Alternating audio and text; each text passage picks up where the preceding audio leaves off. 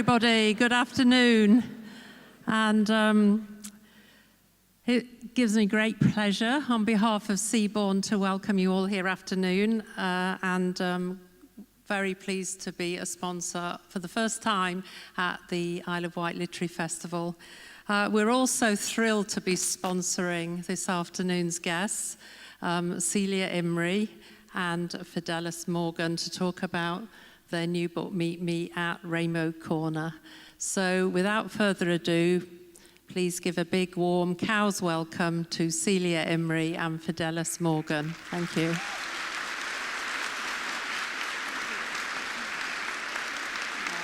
Forgot the book signing. Thank you. Well done. Oh. How marvellous to see a whole school hall full of audience. That's wonderful. I feel as if I'm back at school, but why weren't you dancing? I was round the corner to this wonderful wartime music. Anyway, thank you so much for coming. We're rather thrilled to be able to say, aren't we, Fidelis? Yes, we were the very first act on the very first day of the very first Isle of Wight Literary Festival. So we're back. And we were invited by the wonderful Serena, who was our neighbour in London. And she was the glorious girl who asked us to join in the very beginning, Serena Allett. So... It's okay, I'm going to start. I grill my friend, giving her a few surprises along the way. Right, you may recognise Celia in many of these films. These are her most famous ones. I can't quite see it. Mamma Mia, The Diplomat, currently on Netflix, about series 2, just about to start. Absolutely fabulous. Calendar Girls, I've missed out Bridget Jones' Diary up there. Better Things, the cult American series. Doctor Who, in which she very nearly killed him. And, pity she didn't. Very active gadget here. Takes you. I just wanted to tell you that Paul from the Key Art said he'd just binge-watched Better Things, which I urge you to watch. It's actually quite unexpected series that I did in America. Anyway, this is the latest one. Anybody know what this is? Yes. And amazingly, we've done it already. We've filmed it already. So it's all waiting to see. And Seals, for them, it's here. Oh. For us, it's there. Oh, yes. For them. So it is. So sorry. This is Celia in one of her very early jobs when she was touring Great Britain, doing Shakespeare, doing Twelfth Night, I believe. Yes, it was a company called Rampart Productions, and I actually drove the lorry with all the scenery in it. And we did everything, and it was great. And we ended up in November in a lovely little place, and I wonder if anybody knows it, called Mablethorpe. Oh, you do? Well, isn't it gorgeous, those lovely sand dunes I remember? However, it's not quite so gorgeous in November. And Olivier, as you can see... this side. Oh, sorry. She spends most of her time in mourning. So I was in this black dress that was rented from the Royal Shakespeare Company, and it was a sticky-out dress with black lace all over it. And I spend most of the play in a shady bower. That's what I do. Until the fourth act, when I have a little bit of time off. And it was so cold that November. And in the afternoon, I decided, I can't bear it any longer. So I went to Marks and Spencer's. It was rather the end of the season, so there wasn't much left. But there was a fluorescent pink cardigan. And it had sort of bobbles on it, up the sleeves and round the back. And I thought, well, it doesn't matter, it's not fashion, but I'm going to buy it. And that night, in Act 4, I put on my pink cardigan, and for the first time the evening, I was cozy and warm. Fatal, because I wasn't quite ready for my call for Act 5. So I belted upstairs. I sat into my shady bower, which, by the way, because we were a budget company, we hadn't got very much money. My shady bower was really just some sort of bent twigs with a few artificial flowers and a few artificial leaves. but it was my shady bar. I got into my position in the beginning of Act 5. The lights came up. I heard my cue. I got Here out comes the Countess. Now heaven walks on earth. And as I did, walking across the stage, suddenly everyone was laughing. Because I had unfortunately forgotten to take off my pink fluorescent cardigan. But worse than that, the shady bar had attached itself to all the pink bubbles, so wherever I went, the shady bar came too. Olivia's never had so many laughs.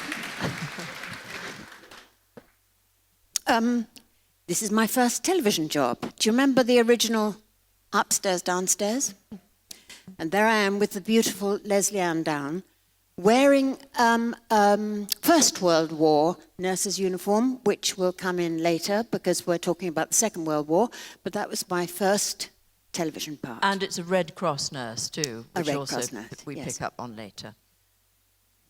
Ah, The yes. most famous part Celia ever has played, you may not believe this, she gets stopped more than anyone by very eager young men because she was Bravo 5 in Star Wars. It goes down so well, I tell you, with young men all over the world. But how did I get the part? This is the weird thing. I was in a play with the late, great Harold Pinter. It was a play called The Hot House, in which he was acting, and I got to kiss him every night in my nightie. He wasn't in my nightie, I was. And he was a great kisser, by the way. Little did I know that in the audience that matinee was the casting director for Star Wars. She took one look at me in my nightie and thought, she'd make a marvelous fighter pilot. Isn't that weird? I mean, I'm thrilled that I'm in it, but what a peculiar way of it happening. Oh yes, and this is another peculiar landing of a part. This is, I expect you know, do you? The Exotic Marigold with the marvelous Dame Judy.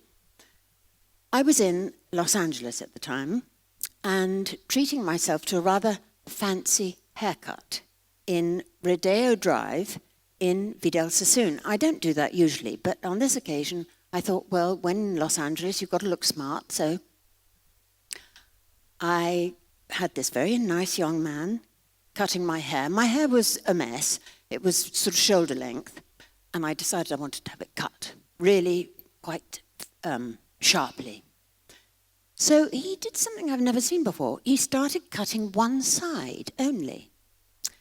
Well, I thought, that's what they do in Los Angeles, I guess. As he'd cut one side beautifully, sharply, the telephone rang. It was my agent saying, you have to get to Fox Studio now this minute. They want to see you for a film in India. I said, I can't. I'm halfway through a haircut. She said, if you don't get there now, you'll lose your chance. So I had to go to Fox Studio with my passport and all the security that involved. I raced into my interview. Nobody said anything about my haircut, but one side was shoulder length and the other side was up by my ear. I didn't say anything. They didn't say anything. I thought, well, that's no good. I've blown it now. But believe it or not, a few days later, when I got to Chicago, I found out I got the part. Isn't that bizarre? Still to this day, they never asked what a peculiar hairstyle I had. Oh. Where am I now? Oh, yes. This is a play called Plague Over England, all about when Sir John Gielgud got caught in the lavatories in the 1950s. In the first half, I got to play his very great friend, Dame Sybil Thorndike, in a lovely wispy white wig. And in the second half, I got to play Vera, who owned a nightclub. And in those days, it was quite unusual for a woman to run a club like that. It was big business. And she decided that was her favorite look. as a sort of flapper. Yeah, she'd been around since the 20s and decided that was how it would stay, even though it was 1952. Yes. And in this cast was a very handsome young actor called Simon Dutton, who actually happened to be Sir Laurence Olivier's son-in-law. Very handsome boy. One night, when a very serious scene was going on stage, we were in the wings, he kept staring at me and staring at me. And he said, "Oh, you remind me of somebody dressed like that. Who is it?" And I thought, well, he must mean Clara Bow or Mary Tyler Moore or Julie Andrews or one of those marvellous flappers of that era. And he said, no, who is it? I can't. I said, "Simon, for goodness sake, there was a very serious scene going on stage." I said, "You've got to be quiet, you've got to be quiet." He said, "I know, but it's driving me mad. Who is it?" "I know, Jack Lemmon in Some Like It Hot." Wasn't quite what I wanted, but actually, I know what he means. And you'll see a picture of Jack Lemmon a bit later on, and you'll see what I mean. Your favourite telly parts? Oh, yes, both based on books. This Dark Adapted Eye with the beautiful Sophie Ward playing my sister and the beautiful Helena Bonham Carter playing my niece. It was Ruth Rendell writing as Barbara Vine. And it was a wonderful story, actually, and I can remember asking her, "Gosh, how did you come by this?" And she said, "Well, very often when a baby is born, people might ask the question, I wonder who the father is."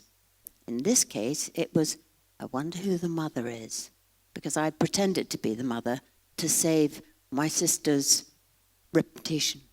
It was great. I loved it. And my other favourite part was in Cloud How, which was part of the Scots Queer, set in Aberdeen. Do you remember Sunset Song? Sunset Song was the first one, Cloud How was the second one, and Grey Granite, all set in Aberdeen. And I got to play the maid at the manse in a lovely red wig, and I got caught under the kitchen table with the local farmer and immediately given the sack. But in order to be authentic, I had to learn an Aberdonian accent. Now, I'm very proud of my Scots blood. My father was from Glasgow, but the Glaswegian accent is completely different to the Aberdonian. It's like learning another language. For instance, handbag becomes handbag, going becomes gaying, but once you've mastered your Aberdonian accent, don't ever, ever ask anyone to sack your pianist. What? That's a Stanley Baxter joke, not mine. Your favourite film role? And my favourite film role. With this handsome young man in the green velvet, I was trying to get married off to him. Who wouldn't? In Nanny McPhee. And at this point, we're getting quite physical. And he threw me against the wall there, and then we peculiarly ended up on the floor, and his knee went in my eye. And I woke up the next morning, and honestly, I had the hugest black eye. Now, most of us girls would cover up a black eye, not wanting to be questioned. I didn't, because I was longing for somebody to say, "Celia, who gave you that?" And I could say, "Colin Firth." Now, this is where we met. Yeah. We met on this tour for the Royal Shakespeare Company of Hedda Gabler, in which Glenda Jackson, who just won her second Oscar, was playing Hedda. Jenny Linden, who lives on the Isle of Wight, was wonderful as the other role in Women in Love. And also you see some other names that you might recognise. Timothy West at the time actually was the most famous TV star in the world for Edward VII, which had just come out, and he was huge in America for that. But you'll see the names Patrick Stewart, an unknown RSC actor at the time, the only bald man in America. He kept buying hats because he said, "Everyone stares at me because I'm the only person with no hair." Everybody wore wigs in those days, that's right. And Pam St. Clement. Who I understudied. I understudied, she was playing the maid, I understudied her, and you understudied Glenda. Correct. And this is us too, as little babies. I'm in the red T-shirt playing the guitar, and Celia is the one with the long hair dressed as a Bedouin. It was a very, very hot day in Sydney, but Celia had this way of dressing in sort of dark coverall clothes. You'll see what I mean in the next photo. When Glenda's dressed appropriately, while we're all singing California Dreaming. And of course, after Sydney, the next stop on the tour was California, and we were in Los Angeles. And everywhere we went, Glenda was feted by young men generally, giving her flowers. It was very beautifully done, actually. And on this occasion, we were in an ordinary cafe bar, and the whole company was sitting around the table, and this young man came in, and he fell to his knees with a red rose in front of Glenda and said, "Oh, my God, Miss Jackson, I'm so thrilled to see you." And then he looked round, and he saw Timothy West.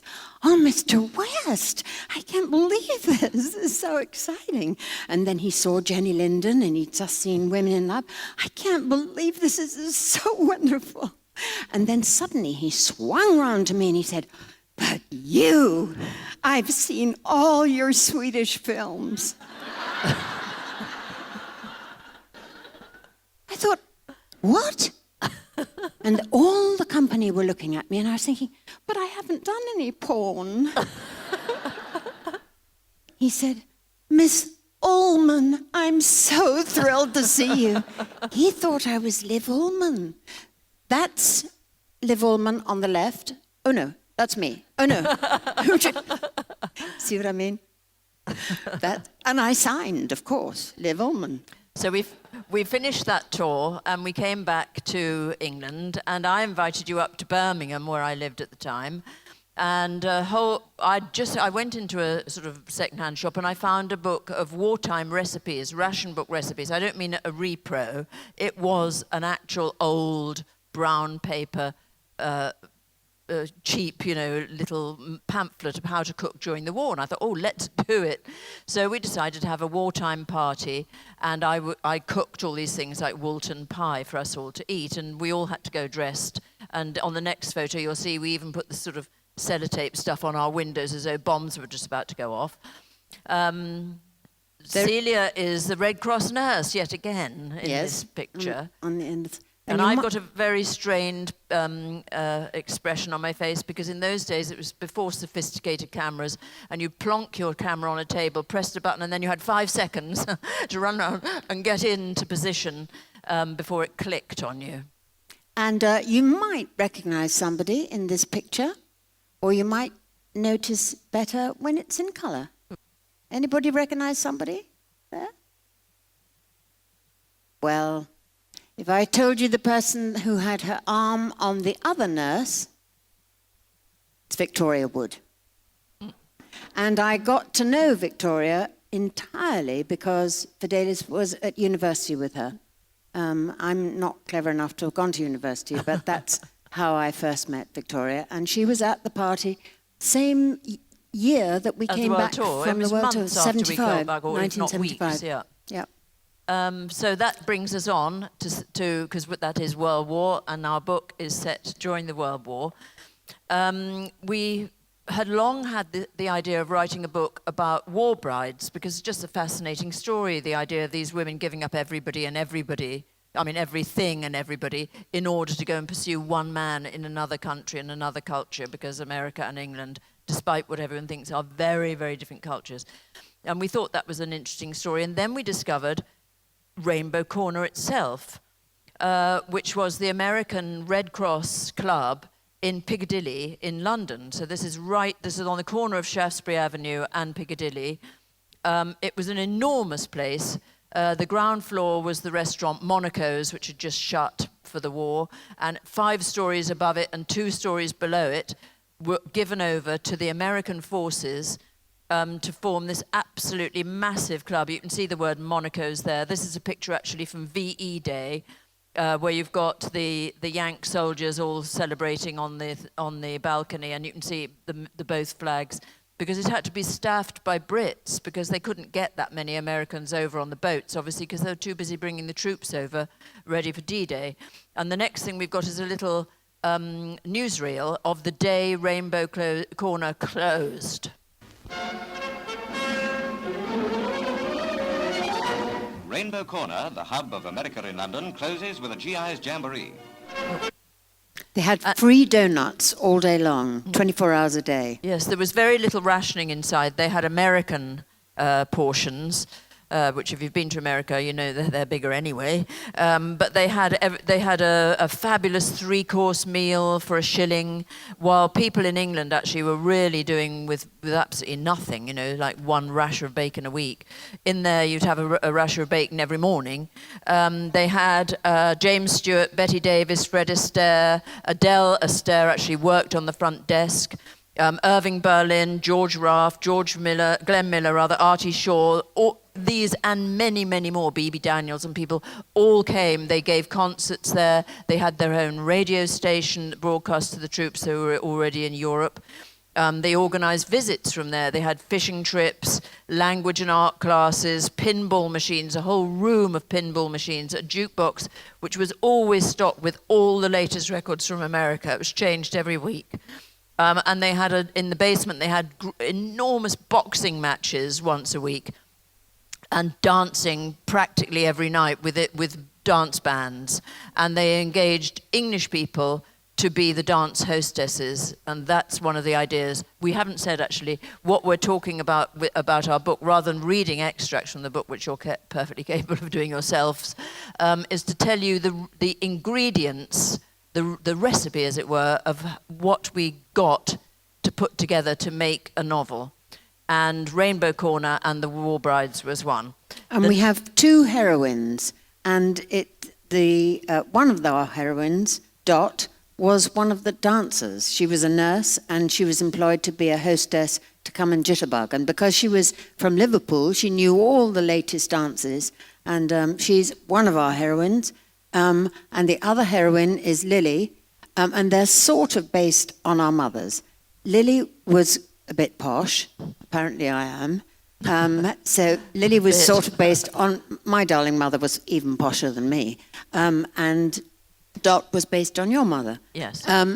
This is my mother's certificate, because she was a wonderful violinist, but she used to play Irish jigs and Scottish reels, and that was her certificate to say thank you. And she also drove ambulances in the war, like the Queen. So she's Lily, and Dot is based on your mum. My mum, yes. My mother was in Liverpool. She was in 1939. She actually was in school. Then the war came out. She just only left school. And she wrote a letter to her Uncle Mick in Ireland about the Blitz, the May Blitz. And I had this letter, and it was so moving. I just thought, well, it's too important for me to have. It's like a document of history. So I didn't know what to do with it, because I thought, what if I lose it or something? So I gave it to Liverpool Museum, move forward. And I knew it'd do that. Oh, back. I gave it to Liverpool Museum, and there it is, sitting there on display, along with, in front of it, my grandmother's diary, which I also gave them, which are both pages about the Liverpool Blitz. But then, having got rid of this one letter that I was so worried about, one day my sister, who is a model, by the way, and was very, very successful and famous and very, very bright with it, and she used to buy, with all her modelling money, she bought houses and flipped them and then sold them, 3 months later, and bought another one, etc. So stacks of money, and lives in a massive house. If you remember Fry's Turkish Delight, that was my sister's eyes glaring out at you. And she was in boots as well on the hair dye. You could walk along a row, my sister's eyes. Lots of hands, you'd see, nail varnish and things. And Janet Rager catalogues, so you've probably also seen her in her underwear. However, anyway, my sister of the enormous mansion arrives at my 2-room flat and says, I've got no room for these 3 trunks, you can have them. And I said, well, what are they? Where am I going to put them? I've got no cupboards, I've got no nothing. And she said, oh, it's just Mum's letters. That is about a 20th of them. There were 3 trunks full of letters. That is a third of 1 year of the war. And that's the early war as well, so that's before she's met the Yanks. You can see it's mainly British postmarks in there, not airmails. And I started reading them, and then we got really into them, because it gave you a whole lot of things that weren't cliches about the war. It also showed you the importance of letter writing to soldiers, which plays a part in the book. I'm going to read an extract now of the diary about the Blitz, and Celia's going to tell you a little bit about that. Do I read this? Yes. I better put my glasses on then, hadn't I? Yes. May Blitz, Liverpool. In 1940, between 28th of August and the end of November, the Luftwaffe bombarded Liverpool more than 50 times. Just before Christmas, there were 3 more nights of intense bombing, but these raids were nothing compared to the May Blitz. Between the 1st and the 7th of May 1941, Nazi planes showered Liverpool with more than 870 tons of high explosives and 112,000 firebombs. 190,000 houses were seriously damaged, 6,500 reduced to rubble, and in less than 1 week, 70,000 Liverpudlians were made homeless. 1,154 were seriously injured, and 2,716 killed. And this is my mother's diary, aged 19. Sunday, May the 4th, another night of hell, city and docks on fire. Explosions wake me, so go to 2 Onslow. The ammunition train behind our house is still exploding. A blast blows me for yards, horrible sensation. Go to communion. What a scene. Glass everywhere and ruins. Hundreds of casualties. I walk via Scotland Road. It's in flames. Charred ruins, crackling noise, terrific. Smoke blinds us. How brave and cheerful the people are. The AFS man was blinded, yet still can smile when Bob gives him a cigarette. In Everton, watch 3 women brought out of the debris dead, and mother and baby abandoned. The girl says, "My mother's somewhere under that house, and the man wants me to leave, but I won't." I cry bitterly in the street, seeing folk with bundles, their homes just ruins blazing in the background. I resolved to come back to do FAP duty. If Liverpool goes, I go. The city is in devastation. Empty shells of charred ruins from the London Road to the Cunard building. It's horrible, ugly, tragic. My beloved, broken hometown. The place I've loved and that has been so kind to me, left like this. But her people, even under such misery, still smile. I know. Quite awful, isn't it? I know. I should have been showing you these pictures all the way during that, because this is Liverpool after the May Blitz. I mean, really terrible. Come on, work. It's going to go 20, going to go past now. It's awful not to have known all this. It was all news to me. That is my mother. What a beauty. Anyway, straight after that, she did sign up as a VAD Red Cross nurse, and the character Dot is based on her. And her experience with, oh God, here it goes, come back. With the men, her parents were Irish Catholics, St. Vincent de Paul. Her grandmother had recently died, so they had a spare room, but the whole point of being St. Vincent de Paul is you don't have a spare room, you invite waifs and strays. If people knock on your door, you let them in, you give people rooms. So during the war, obviously, that room was a sort of circular place of Czech pilots, Polish pilots.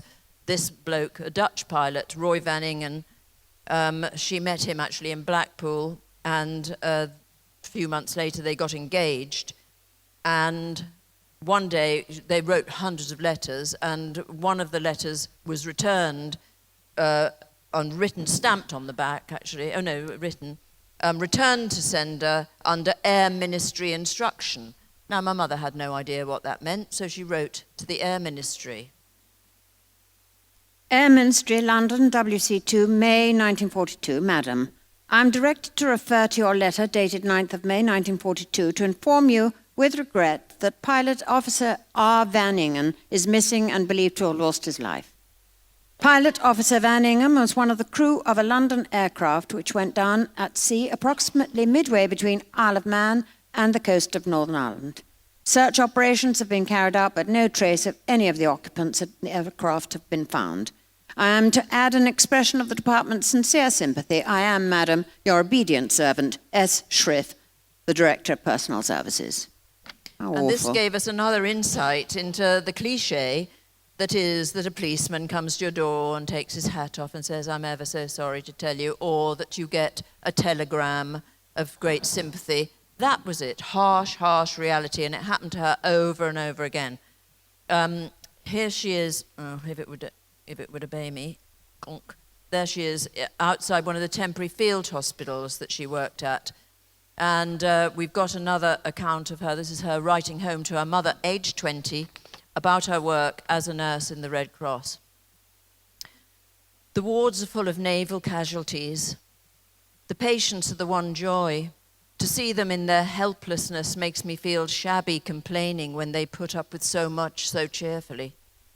There's one particular patient called Mills here. At the beginning of the war, he was a public school boy, rugby, and a university student. He comes from London. When he saw his town bombed, he signed up and went into the Navy. After serving in Crete, Tunis, and Sicily, he was blown up on a ship, name not permitted. Now he is a limbless wreck at 20 years of age. His face is the youngest and loveliest I've ever seen. He's just a boy. Now he has neither legs nor arms, and his body is terribly disfigured with shrapnel. There are others with amputated legs and worse with both arms gone. They're all only kids, aged 17. Their pension is 18 shillings per week for life. Yet what is life or 18 shillings to offer them? Our worst casualty is a lad of 17 named Mackie, who's paralyzed in both legs and lower trunk. He's lost both arms, and the only parts that work are lungs, heart, and his cheerful disposition. His brain is quick and alert, but his body is frightening to look at. In part it is bare skeleton and bed sores, and honestly I can barely hide my disgust. The flesh is already maggoty and gangrenous, and yet, oh God, be kind and take him. He lives. His mother was prepared for the worst, for he is gradually dying, but he's bright. And he talks about his holidays after the war. He got this at Tunis.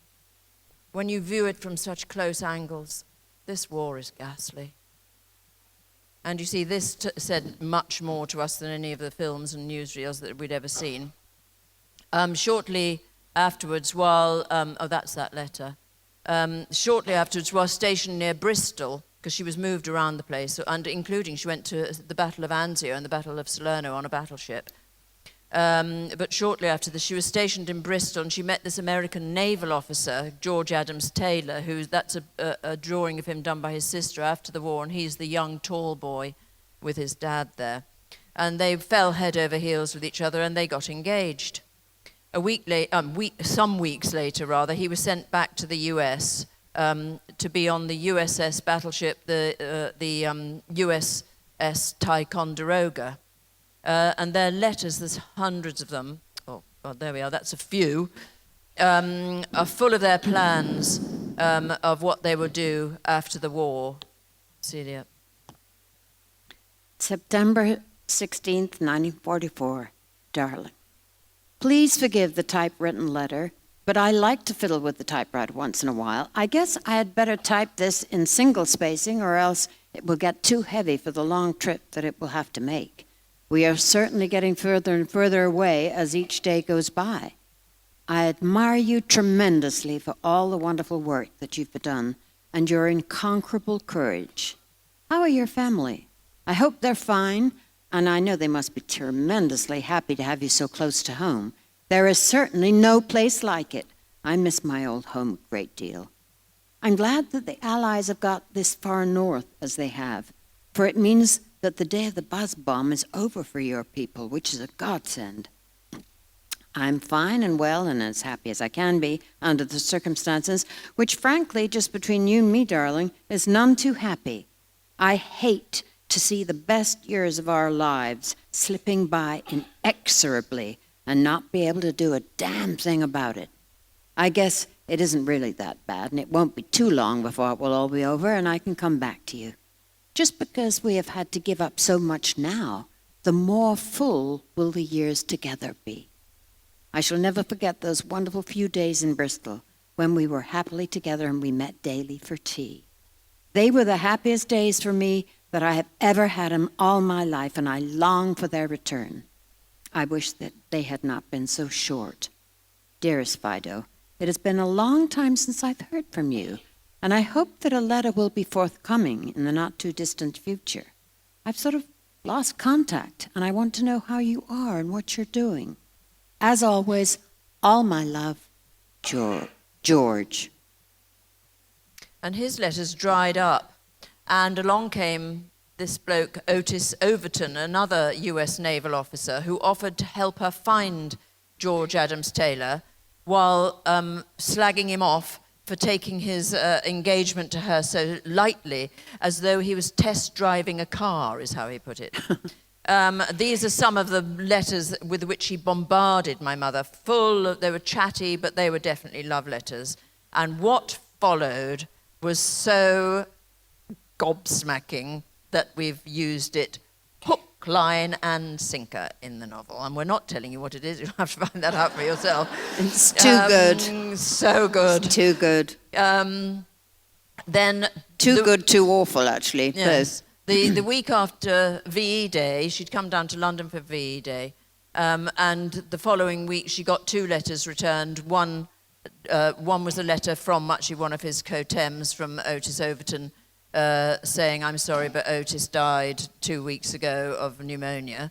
And then this one was her last letter to George Adams Taylor, just returned, saying, not picked up by the USS Post Office, returned to sender, not unclaimed letter. So she wrote to his family, and she found his sister replied saying that he'd actually been killed on the 21st of January, the anniversary of the day they met, and that he'd been on the SS Ticonderoga, and this is an actual shot of him being killed. I mean, I couldn't believe it when I found this, because the USS Ticonderoga was hit by kamikaze Japanese pilots who flew their planes into the bridge, and he was on the bridge. The plane, the ship rather, miraculously survived and limped home, but he was one of the people killed in that. So aged 20, 3 GI officers she was engaged to, fell in love with, all killed by the end of the war. Terrible. Yeah, we've got another strand of the book which is set in Nice. We always try and keep a bit of Nice somewhere, and there you can see the lovely Nazi officer with all the sandbags, and it was forbidden to French people to go onto the beach. It was for Germans only.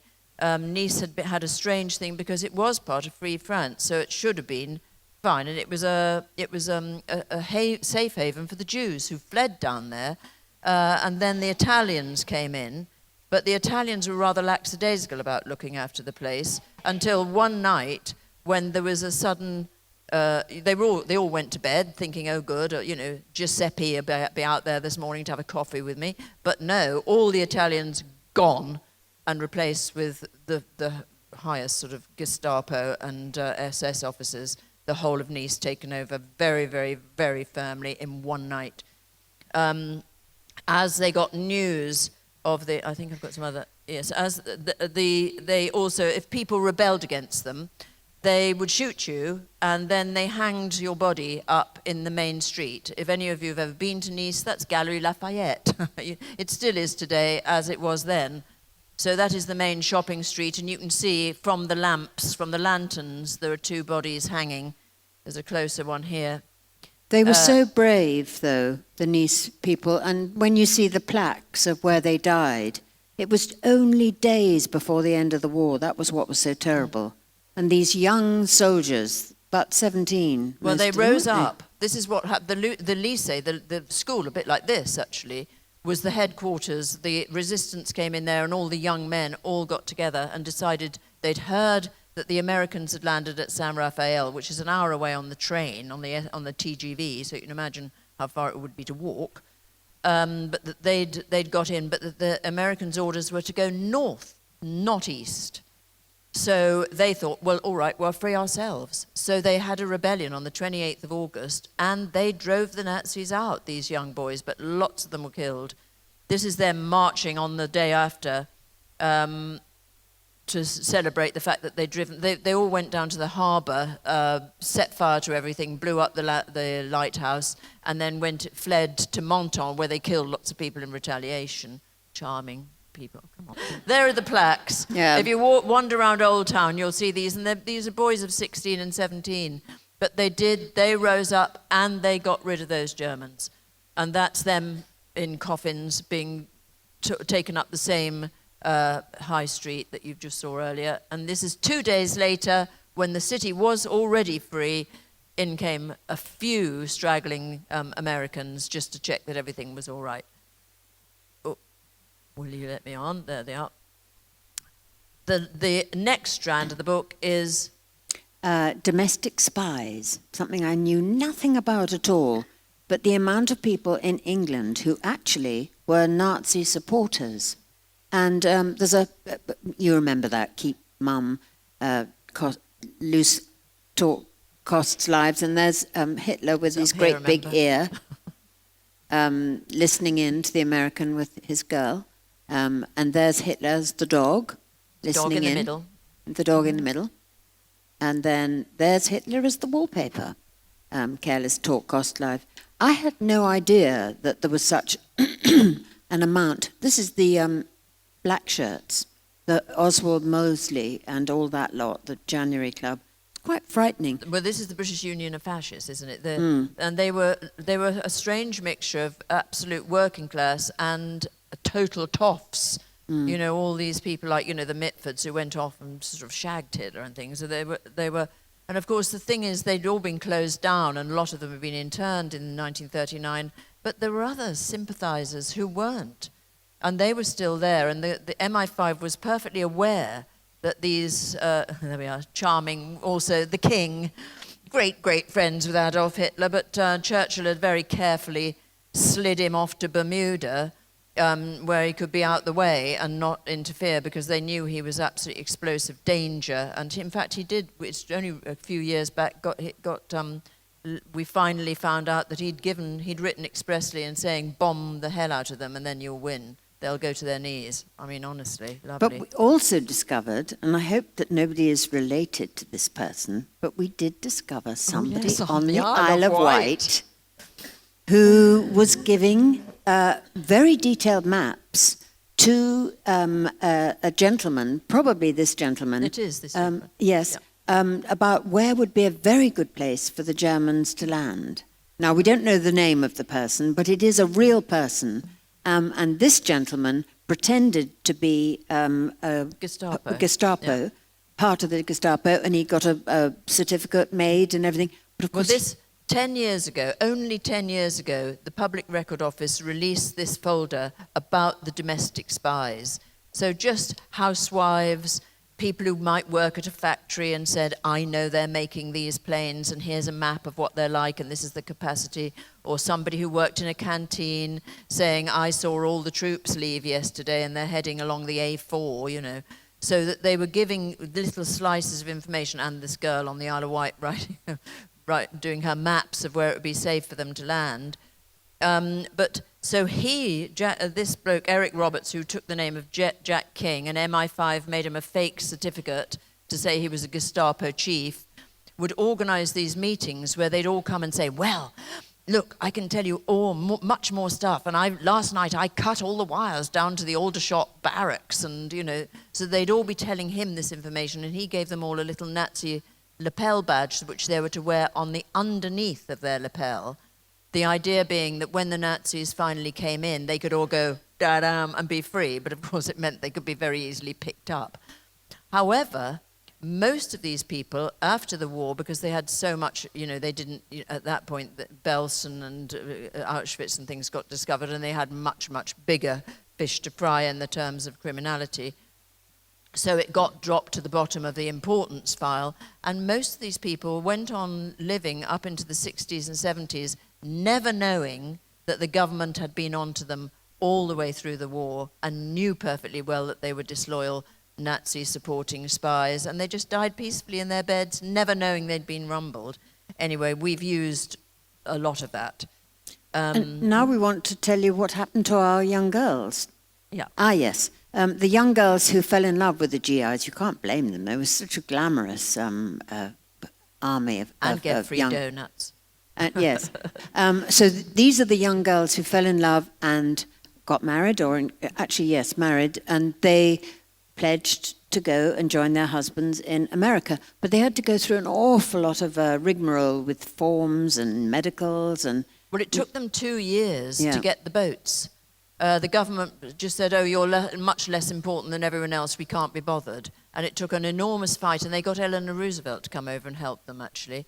And Eleanor Roosevelt did get it all moving. And so finally, in 1948, I suppose, when it was, I think it was 46, I think it was a year later, they finally got them going. And the first batch went down to Tidworth. They were taken to Tidworth Barracks, where they had to be processed. That's them arriving.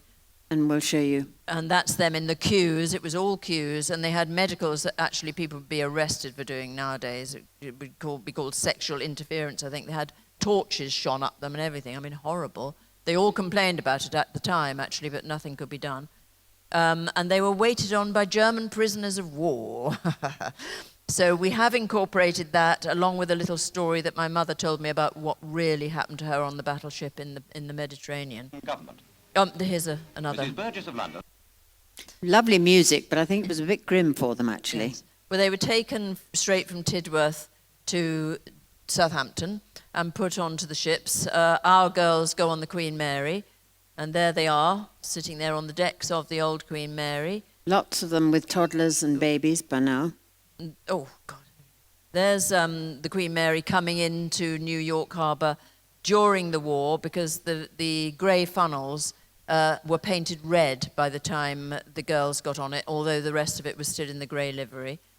And there's Celia on the old Queen Mary itself down in Long Beach, where we went and did some research about what it was like on that ship. And there's the sad old girl, and I'm not talking about her.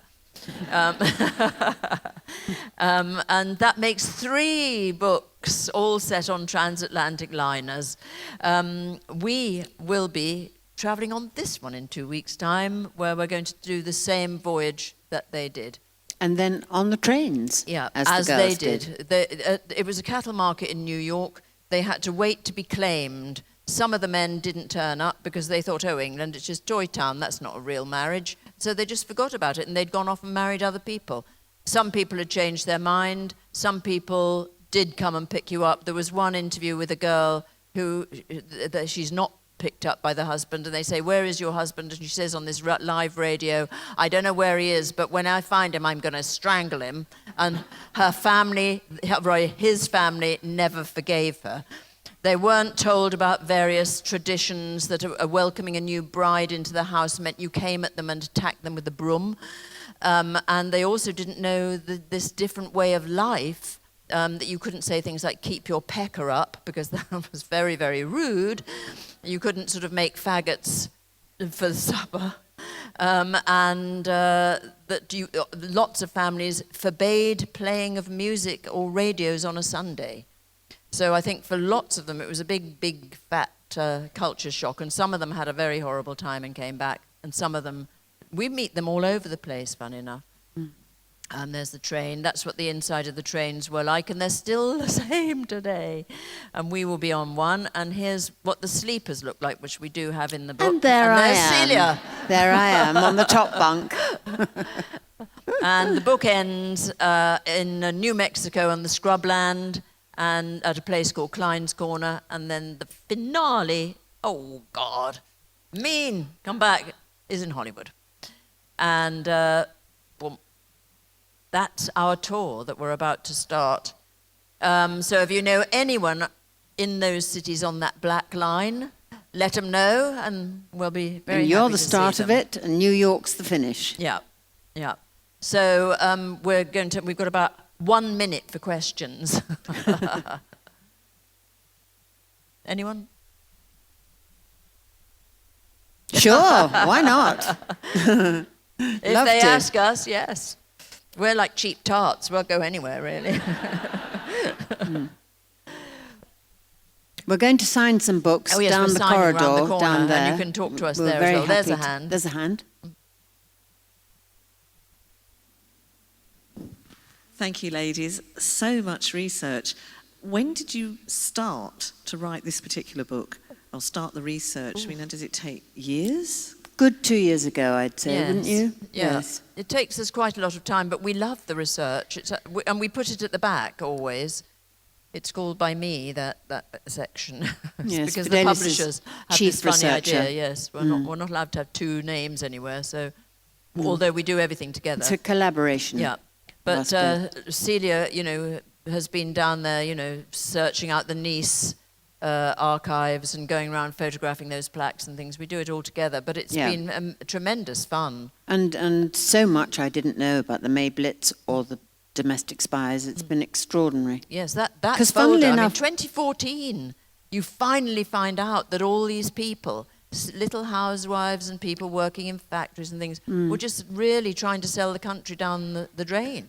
But going very cleverly, set up by MI5, that they were going to somebody who was just taking all that info to MI5, not to Hitler. But it is quite interesting. My dad was in both wars in the Navy, and my mother was, as I've said, driving ambulances, and your mother was in the war, but actually they didn't talk about the war very much. So that has been absolutely huge for us to learn about. Yes, my mother And used to we talk don't know about how the lucky war. we are, my gosh. Yeah, my mother used to talk about the war only in terms of that she missed the camaraderie. Yeah. That obviously they made really close friends really, really quickly, which you do. I mean, it's like they say romance.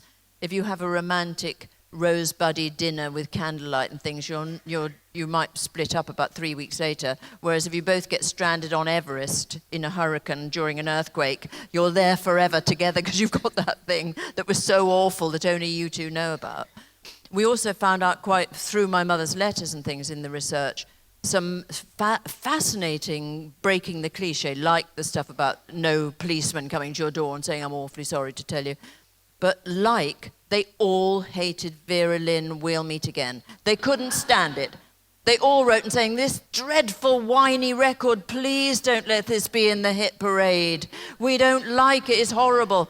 We want Duke Ellington, we want Count Basie, we want Benny Goodman," because they wanted live, exciting, thrilling music, because they might be dead tomorrow. And when you see how often the letters are about, "Oh God, Johnny's gone," or something, it's the death that they were having to deal with daily. And even like my mother walking down the street in Liverpool, pulling out bodies and those poor patients in that ward she dealt with. If you've got that kind of daily life, you don't want some whiny old woman with her violins wailing away, do you? You want that sort of kind of music that you can bop and jump up and down and get your juices going, and I completely see it. But now we've been drip-fed this sort of lie that they all loved it. Well, they didn't. And I think probably lots of 80-year-olds sitting by the fire were sitting there thinking, "Oh, isn't this a lovely record?"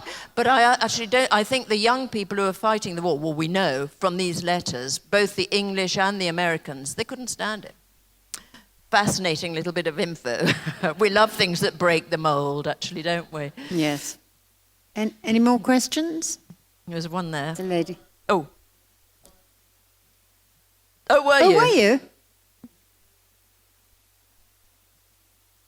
Love to, but yes, that was a coach tour around the Isle of Wight. It was a great joy to do, but who knows, we might do it all over again. There's a question here.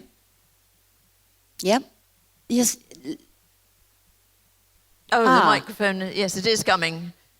She's trying to do the Tour de France. I'd love to do the tour again, by the way. Yes. I would love to. It was a lot of work, and we would love to do it again. I know, we had some unfortunate sort of hate mail after the last one. Never mind. Anyway. I mind. It's a question for Celia and Victoria Wood, and of course, Two Soups. How on earth did you manage to keep a straight face, and how many takes did it take to get it done? We did it absolutely in front of an audience, but the inside of my mouth was full of blood because I had to keep my cheek. We're thrilled that you've come. We're all going to go and sign. We are going to go and sign. There's all two over of us. there. But there's one more thing I just want to tell you. There's a marvellous old people's home in Middlesex, near London. And as one ancient actress said to her neighbour the other day, well, at least I'm not completely off my rocker, touch wood. Come in. Thank you. Okay. Don't forget your glasses. Thanks.